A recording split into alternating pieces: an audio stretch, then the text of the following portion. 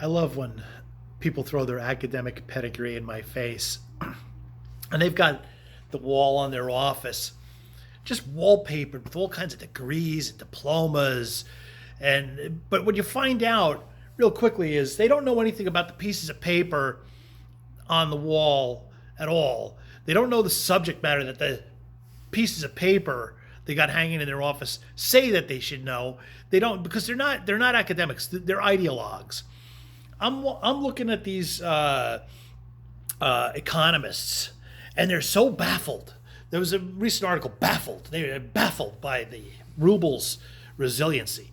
Now, I have no academic pedigree, but what I do have is the ability to look at history, read charts, and common sense. And as long as you have those three things, you can pretty much predict the future. Pretty much. You don't need to be a psychic. You just have to look at history, look at charts, and have a little bit of, common sense. And I always said that the more book knowledge you put in someone's head, the more common sense goes out the other ear. Now, these so-called economists, they're not economists, they're ideologues. Don't kid yourself. Before the sanctions took place, Uncle Marty had made a prediction on all of my social media platforms that the ruble was going to go up. Okay, and what I do is I take a complex subject and I break it down and I put it into simplistic terms, and that's how I'm able to understand things. Okay, some people don't like that, but it works for me. Okay, because let's say you're an irresponsible parent and you gave your child a credit card, okay? And the kid has a paper route or whatever, and he's making, let's say, $200 a week, okay? But the kid is buying radios and he's buying cell phones and gaming systems, and so the kid makes $200 a week, but he's spending $400 a week. How sustainable is that? Okay? Now, you realize that the kid is spending more than he's making, and he's in debt, and you're the one that's footing the bill. So you take the credit card away from him, and you cut it up, and you say, okay, that's it. I'm cutting you off. But you're so mad at him that you say, okay, I'm going to pay this bill, but because I don't want you paying for it. That's what we're doing to Russia. We basically took their credit card away. Russia was in the same situation. Russia was importing more than it exported. Okay, so we put the sanctions on them. The McDonald's goes bye-bye, the Adidas goes bye-bye, the Chanel goes bye-bye, the Starbucks goes bye-bye, the KFC, which they call bush legs over there, that went bye-bye. All of the foreign companies leave. Like, oh, we got you, Russia. How dare you invade a country run by Nazis. We hate Nazis, except when they're the Azov Battalion. We love those guys. We love those Nazis because they're our Nazis. So we're going to teach Russia a lesson, and all the companies pull out. Well, now they're no longer importing more than they're exporting. In other words, they're not buying from the foreign countries more than they themselves are making. Okay, so just like the kid, you've taken the credit card away, and now he can't spend it on the foreign things. He's basically now just has his job, and now he's able to save some money. So the Russians, what they do have is oil, and because our bozos took away the land leases because they're like, oh well, you're not exploring the leases that you already have. You're not utilizing.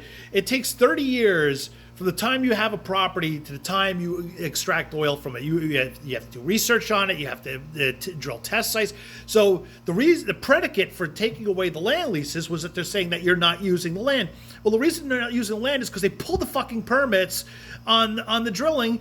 So they couldn't even drill test wells. They couldn't do the geographical surveys. They couldn't do any of the things that they need to do to extract the oil from the lease.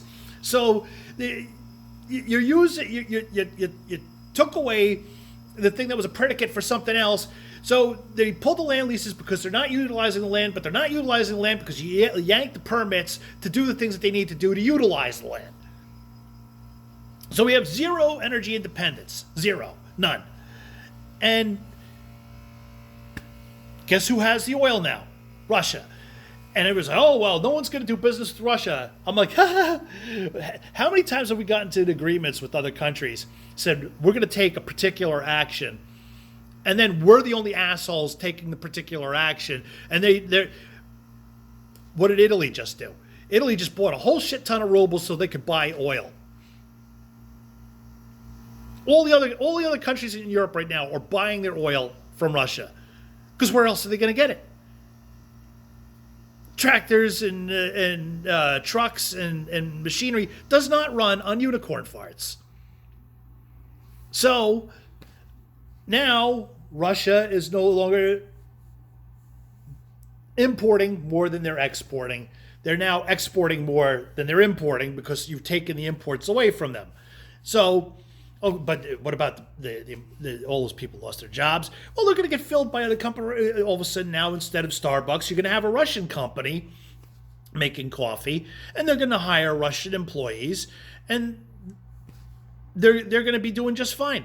All of a sudden, you're not going to have McDonald's. You're going to have McRooskies, and McRooskies is going to do just fine, and they're going to hire, and they're going to be paying money. And all of a sudden, the ruble was shooting up. And I had people with academic pedigrees telling me, "Oh, Marty, you're wrong. Oh, this is just a blip." And they went through all kinds of mental gymnastics. I'm like, look at the chart. They in 1 month, they erased 5 years of a downtrend. If you look at the old data chart, it goes back to like the early 2000s, late 90s. The chart's been going down for 20 years. For 20 years, the ruble's been going on down. Not up. In 5 months, they erased five years of that. In a month, 5 years. Some reports are saying 7. From what I see on the chart, it's more like 5. But some are like, and the economists are baffled. I don't get it. How is that? Isolationism works. It just is. It just does. Isolation. When a country is in isolation, they're not importing more than they're exporting. It's better to export more than you import. But if you can't export, at least don't be importing. It's better to be at a net zero, neutral, where you have a balance. But if you're importing more than you're exporting, your economy is going to go in the freaking toilet. This should be common sense. I don't even know why I'm on a video, Joe Shit the Ragman, explaining this to the academics. I don't get it. If you eat more food than you burn in calories, you're going to get unhealthy. If an economy is importing more than it's exporting, it's going to be an unhealthy economy. And this should be simple. I shouldn't have to explain this. Yet there's people with their walls are wallpapered with all kinds of degrees, and they don't understand this. I don't get it. I don't get it. You know, I'm watching this whole scenario unfold. I'm like, right now, I think the ruble's at 0.017. I think right now. At one point, it was at 1.8. So what the Russians did, because if the ruble heats up too fast, that's just as bad as the decline. So they put some. They started pumping the market and because they're trying to devalue their currency to prevent it from skyrocketing. Because if the ruble becomes too expensive, then you're going to have another problem where people aren't going to be able to buy. The citizens aren't going to be able to afford things. You're going to have a deflation can be just as bad as inflation. So they have to take some measures to cool it off, because just like a fire, if the fire burns too hot, the fuel is going to be gone and it's just going to die. You want a nice, slow, steady burn. If you want a long-lasting fire to be burning, you don't want it to be super hot and burn up all the fuel. So just like that, the economy they're trying to cool it down and prevent it from overheating, because that's just as bad. But I'm looking at the ruble probably to hit 6 cents by January. I wouldn't be surprised if the ruble hits 6 cents by January. That's my prediction anyway. Just looking at that even with the measures that the Russians are taking, I don't see how it couldn't. It's just vertical.